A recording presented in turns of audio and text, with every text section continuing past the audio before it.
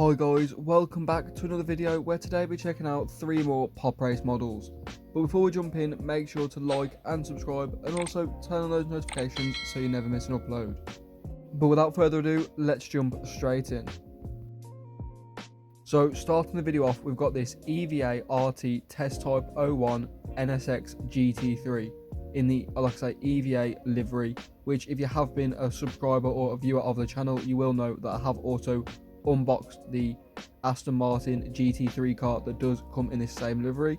As you can see, it has got some information about the livery and about the car there. But you can see coming in the standard PopRace box with the car on the front with the purple packaging, and you can see again this model is really well done. I know I say that about a lot of these models, but honestly this model really stood out to me. You can see the really vibrant colours, especially the green contrasting the purple. And you can even see on the spokes, it's got the 2 spokes painted in the different colours, the yellow and the red on the separate wheels. But you can see on the rear of the model as well, the diffuser is nicely coloured, same with the tail light, nicely done. The Honda badge, very nice and easy to read. Same as all the decals, you can see the, I'm not going to try and pronounce that, but the decal on the back as well. But there is a cool feature with this model, and that is, as you can see there, with a little bit of pressure with a standing knife or anything that you can use, obviously you don't want to damage the model, but you can see that the back piece does come off and it has got a detailed engine bay as well. Now the piece just sits in magnetically, which is really cool, but you can see that the body lines and the body gaps are really well done, and honestly if you didn't know that was a feature, you probably wouldn't know for quite a while, as like I say, the body lines are very well done. But again, the paint and the decals also extremely well done on this model. Really vibrant, and the purple, the chrome is really well done. But let me know what you think of this model down in the comments below. You can see that really detailed engine bay with the nice carbon effect as well. You can also see that on some of the side panels. Obviously the magnetic piece, so you don't have to worry about losing it as well. And like I say, the colour and the proportion is really well done. Let me know what you think in the comments down below. Is this a model you will be getting, or is this a model you'll be passing up on? And let me know why in the comments. But that now brings us on to the second model, which is this Nissan Skyline C210 KAIDO RACER in the Bozozoku style. Obviously, as you can see, coming in this nice orange and silver livery with the box to match. You can see it's got, like I say, all the warnings on the back, the picture on the front, the colour of the car again, really cool. The standard PopRace box, but you can see the model again is phenomenal. Now again, if you have been a long time viewer or subscriber, you will know that I have already unboxed the base version of this model, which is really cool, especially the packaging. But you can see this model is pretty much the exact same car, the exact same casting, the exact same level of detail as well, obviously just in a different colour and different packaging, obviously this one being a more of a standard release. But you can see again the Datsun 210 on the side with the nice Bozozoku style body kit, really well done. And the exhaust pipes, I know they're not exactly for everyone, but they are very cool in my opinion, and they are quite sturdy as well. I was always thinking that they was going to be quite flimsy, but to be honest they are a bit sturdier than I did think. Now as you can see, this has got an also opening feature with the bonnet as well, and it has got a really detailed engine bay. You can see that orange to match the car on the cover, and also the chrome for all the pipework again, and the strut brace just really adding to that detail. You can also see obviously on the front of the model the intercooler and the pipework going through the headlight, which again is really cool attention to detail.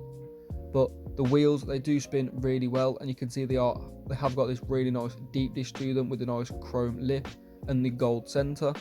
You can see again the engine bay doesn't come with a strut brace or a bonnet stay, but again it stays up nice and well, and you can't really see the hinges too much from the side angle. You can also see the detail on the rear of the model, not only on the front. Obviously you can see the spoiler and obviously the exhaust. The Japanese plate is really clear to read, and obviously the decals and the paintwork is absolutely phenomenal. Overall these models are really cool, and I'll definitely recommend them. But that now brings us on to our third and final model of the video, which is this Porsche 997 RWB in the classic Rothmans livery. Obviously just like the previous models, the box to match, and obviously all the information on the bottom. Now again, this Porsche is really cool. It doesn't unfortunately have any opening features, but you will see that it does come with a little sticker or decal sheet, which you will see in a bit closer up a bit further on in the video. But the actual model itself I was quite impressed with. There is a few things that they can improve on, like the pinstripes around, they could be a little bit smoother and a little bit better made. But overall, the actual model is really good, and it's only in an up close inspection that you will notice the small little defects, like the pinstripes not being the straightest. But you can see the wheels on the back being a nice deep dish, also spinning perfectly, and you can see part of the roll cage in the rear as well.